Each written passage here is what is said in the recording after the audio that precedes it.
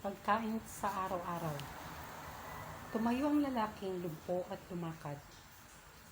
Sa sobrang kasiyahan, patalon-talon siya, nagpuri sa Diyos. Gawa 3:8. Ipinanganak ng bulag ang dalawang magkapatid sa India.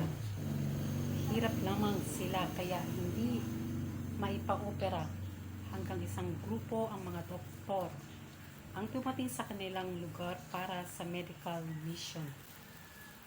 Inoperahan ang magkapatid ng bulag. Pagkatapos ng operation, malaki ang ngiti ng magkapatid sapagkat nakakita na sila. Sabi ng dalawa, nakakita na kami! Nakakita na kami! Sa Biblia, meron isang lalaki pinanganak na lumpo na laging nakaupo sa pasukan ng templo at namamalimos. Nagmakakaawa ang lumpo kay Apostol Pedro na limusin siya.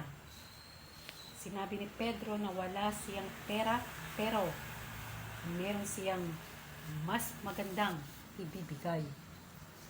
Sinabi niya, sa pangalan ni Jesus na taga Nazaret, lumakad ka. Gawa 3:6. Tumayo ang lalaki at lumakad sa kasiyahan.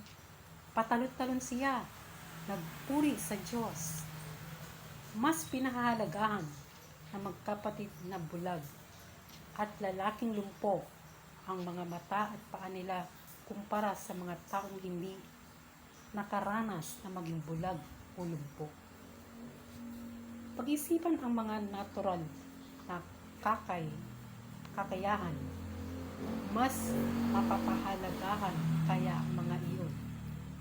Kung nagkataong himalang pinagaling ka lang mula sa karamdaman.